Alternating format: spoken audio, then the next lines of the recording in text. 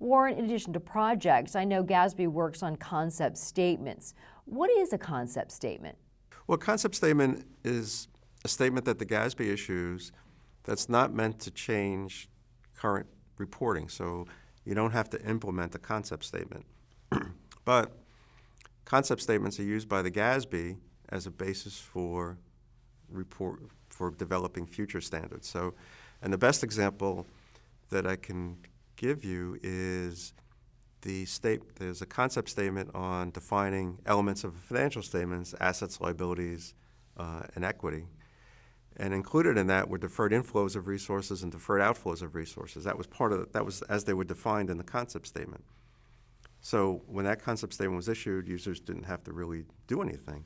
But then the GASB issued Statement 63 and later Statement 65 that then used those concepts to define certain items as deferred asset, deferred inflows of resources, and deferred outflows of resources. And in some cases said, well, this particular transaction is not an asset and it's not a deferred outflow of resources. You had to basically write it off. So the concept statement itself didn't change anything, but the later statements that were built on that concept statement changed a lot. So are there any concept statements that GASB is working on now? There's a project in place to take a look at essentially what is the modified accrual basis of accounting. And based upon some preliminary work the GASB has published, it looks like they're moving towards more towards a cash basis than what we've traditionally seen as a modified accrual basis. So to the extent that that happens, that's going to affect a lot of fund accounting because the concept statement will make its way into accounting standards. And that's going to have a big impact on governments because some governments budget on a GAAP basis. So to the extent you change GAAP for modified accrual, that affects general fund budgets. That's a big area.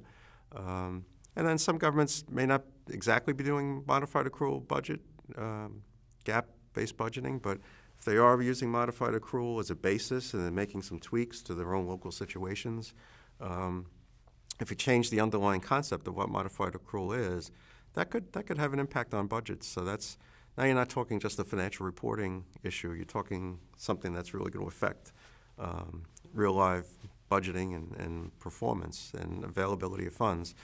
So that's an additional project that users should kind of keep an eye on because that can have a big impact on governmental fund financial statements.